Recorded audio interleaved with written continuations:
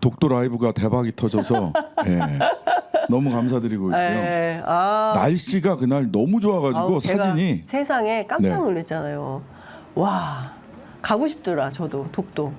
예. 저는 독도를 못 가는 사람들도 많아요. 풍랑이나 이런 것 때문에 그 앞에서 도로 돌아왔다 이런 분들 많거든요. 굉장히 많습니다. 독도가 문을 열어주었습니다. 2005년에 저도 독도를 한번 갔다 오긴 했는데 2004년인가 5년에 한번 다녀오긴 했는데 그때도 날씨가 좋았어요? 예, 그때도 접안해서 들어갈 만큼은 됐어요.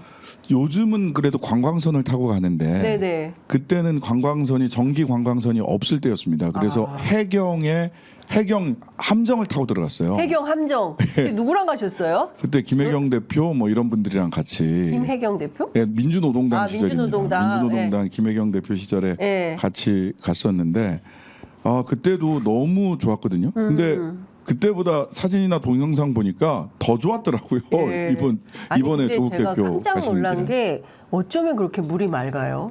굉장히 맑습니다. 우리 윤수연 PD가 그거를 쭉 이제 했는데 물 속이 너무 맑고 그 안이 다 보이고 세상에. 저도 그때 기억이 이게 내려다봤는데 물고기하고 그 해초들 미역이나 이런 해초들이 저 한 10수 미터 아래쪽까지 그냥 투명하게 다 보여요. 세상에. 그래서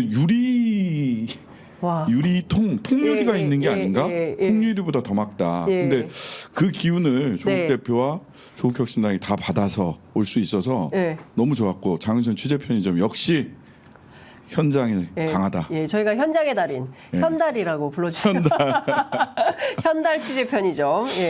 뭔가 뭘 해도 된다 요즘. 선거 때부터 지금까지. 아니, 뭘 해도 되는 게 아니라 열심히 한다. 저희 진짜 정말 열심히 뭐 어려운 형편이지만 뭐 취재 인력이 많은 것은 아니지만 그래도 뭐 하여간 최대한 할 수 있는 것까지 저희가 다 보여드리려고 하고 있습니다.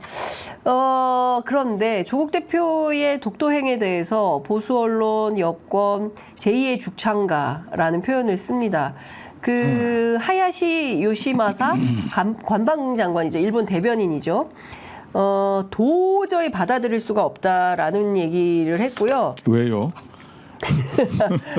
그러니까요. 그러니까 정말 이해할 수 없는 주장을 했습니다. 다케시마는 역사적 사실에 비춰볼 때도 국제법적으로 볼 때도 명백한 일본 고유의 영토이고 영토와 영해의 영공을 단호히 지켜낸다는 결의 하에 의연하게 대응해 나갈 것이다.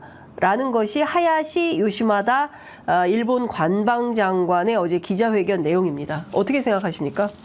아니 저는 저쪽은 뭐 그냥 뭐 그러려니 하는데 대한민국 정부는 뭐 하고 있냐라는 거예요. 그 보니까 그 이주일 외교부 부대변인이 일본 측이 외교 경로를 통해 항해해온 바 있으나 우리 측은 일축했다. 이게 뭐예요 이게? 이게 뭐야? 그러니까 초치해가지고 뭐라 해야지. 그렇죠. 대사 최소한 우리가 대사를 초치해서 일본 항의하죠. 대사를 초치해서 다케시마라니 말 함부로 하지 마라. 그렇죠. 그 뭐라는 거냐? 그럼 다케시마면 지금 거기서 전쟁하자는 거냐? 우리가 일본 대한민국 해경이 독도를 이미 수호하고 있고 우리 정기 여객선이 드나들고 있는 곳인데 그곳을 다케시마라고 부른다는 것은 지금 전쟁하자는 거냐? 그러면 당신들 이런 식으로 나오면 안 된다라고 영토 수호 의지를 단호히 밝히는 것이 순서지. 일축했다. 그리고 한편으로는 뭐 죽창가냐 이런 소리가 정부 여권에서 나온다는 것 자체가 말이 안 됩니다. 저는 다른 측면에서 비판의 여지, 토론을 해보자라고 한다면 토론의 여지가 있는 쟁점은 이런 겁니다. 실제로는 보자. 여기가 분쟁 지역화하는 것 자체가 우리가 실효적으로 지배를 하고 있기 때문에 국제 언론의 국제적인 이 여론이나 이런데 부각되는 것, 분쟁 지역인 것처럼 부각되는 것 자체가 부담이니 조용한 외교를 하자. 독도에 관해서는 이런 게 이제 하나의 외교 전술일 수 있습니다. 외교 전술일 수 있지만. 그런 측면에서 적절했느냐를 토론을 해보자라고 얘기를 한다면 뭐 저는 토론해 볼 수 있다고 생각을 해요. 조용한 비분쟁주역화해서 조용하게 가는 게 맞냐 아니면 보다 선명한 주장이 필요하냐 이 둘 중에 하나를 놓고 토론해 보자라고 하면 그럴 수 있다고 봐요. 그런데 지금은 저희들은 적어도 비분쟁지역화하는 것이 한일 관계에 별로 도움이 되지 않는다라고 하는 판단입니다. 그러니까 조용한 외교가 한일 간의 조용한 외교가 지금 도움이 되느냐 특히 특히 윤석열 정부가 조용한 외교를 넘어서서 네. 침묵하는 외교, 굴종하는 외교, 오히려 종일하는 외교를 한일 간의 관계에서 하고 있을 때 네. 야당이 나서서 그렇게 하면 안 된다. 독도가 우리의 영토임이 분명하듯이 그것이 당연하듯이 지금 최근에 라인야오 사태에 네. 있어서도 정부가 나서서 일본의 강압적인 네. 한국 그 디지털 기업의 지분을 넘기라고 네. 하는 태도에 대해서 분명한 목소리를 내야 된다라고 하는 걸 야당이 얘기하지 않으면 그냥 스리슬쩍 넘어가게 생겼어요. 따라서 그러니까요. 지금은 조용한 외교가 아니라 일본과 관련해서 매우 분명한 태도를 가지고 있는 여당이 있다면 네. 조용한 외교도 의미가 있습니다. 하지만 일본에 대해서 굴종적인 자세를 취하고 있는 윤석열 정부 하에서는 네. 야당은 선명하고 시끄러운 한일 관계에 대해서 이렇게 하지 않으면 더 바닥으로 길 거거든요. 네. 그러니까 말씀 주신 대로 지금 도무지 이해할 수 없는 일들이 네. 윤석열 정부 출범 초부터 그러니까 왜 강제징용 문제를 우리가 배상을 해야 되는 그렇죠. 상황에 놓이는 거지?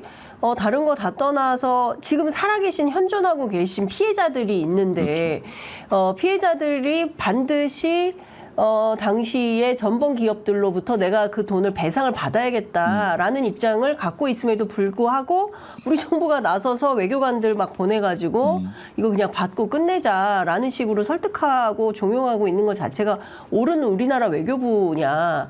그다음에 오염수 문제도 말이죠. 그렇죠. 벌써 7조 톤 이상이 풀렸는데 이 문제에 대해서 한마디도 얘기 안 하고 뭐 물컵 반잔 얘기하는데 도대체 그 물컵 반잔 언제 채워지는 거냐. 거기다가 오염수를 채우고 있는 거예요. 그러니까요. 거기다가 교과서 문제. 애들이 지금 독도는 그 다케시마고 일본 땅으로 인식하도록 교육을 받고 있고 네. 이게 사실은 일본 아이들의 83%가 쓰는 교과서가 그렇게 된다는 거 아니겠습니까? 그럼 도대체 이게 말이 되는 거냐? 예? 이게 한두 가지 문제가 아니다라는 겁니다. 심지어 한국이 독도를 불법 점거했다. 이런 표현이 일본 중학생들이 배우는 교과서에 포함이 됐다는 우리가 불법으로 점거하고 있나요? 사실관계가 전혀 아닌 내용을 아이들한테 일본 아이들한테 그렇게 중학생부터 배우면 얘네들이 커서 어머 한국이라는 나라가 우리나라의 그 독도를 불법으로 점유하고 있대 이렇게 인식이 퍼지는 거 아니겠습니까? 그렇죠. 이걸 그러니까. 어떻게 방관하고 있습니까? 방관을 넘어서는 것 같고요. 예. 그 아까도 다시 한번 말씀드립니다만은 뭐 니네 예전에는 조용한 외교 이야기하더니 왜 지금은 이렇게 시끄럽게 만드냐라고 네. 얘기를 하는데 네.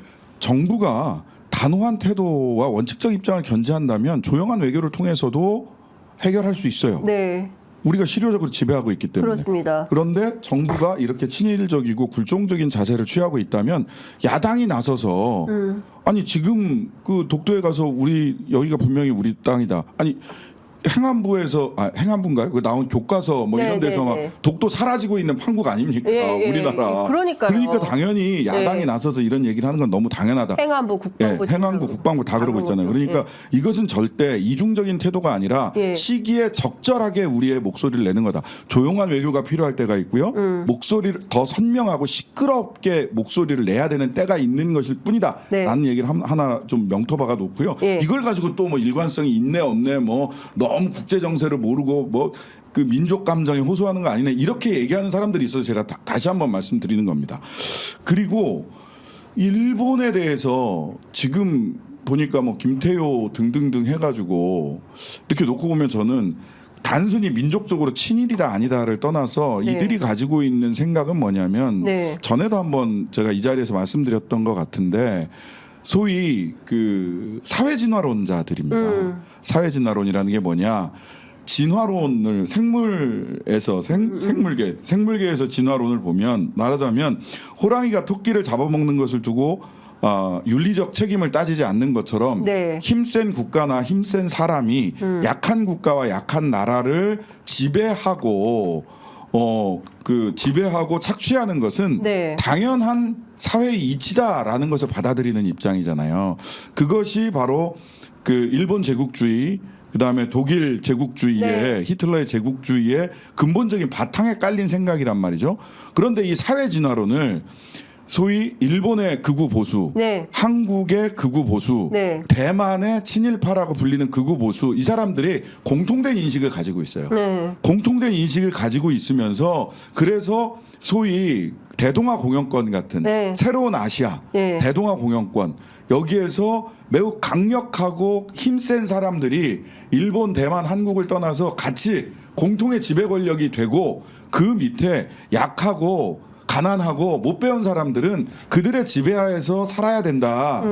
라고 하는 것에 대한 공통의 인식을 갖고 있다는 겁니다. 그러니까 그 중요한 그 대동아 공영권을 주장한 사람이 아소다로 그 아소파의 거두잖아요. 아, 그렇죠. 그 아소다로 그 아소파가 누구냐면 이번에 문제적 발언을 한 그 총무상, 총무상 마스모토 맞습니다. 다케아키 예. 이 사람이 그 아소파하고 아베파고 예. 이토 히로부미의 5대 오대 외손.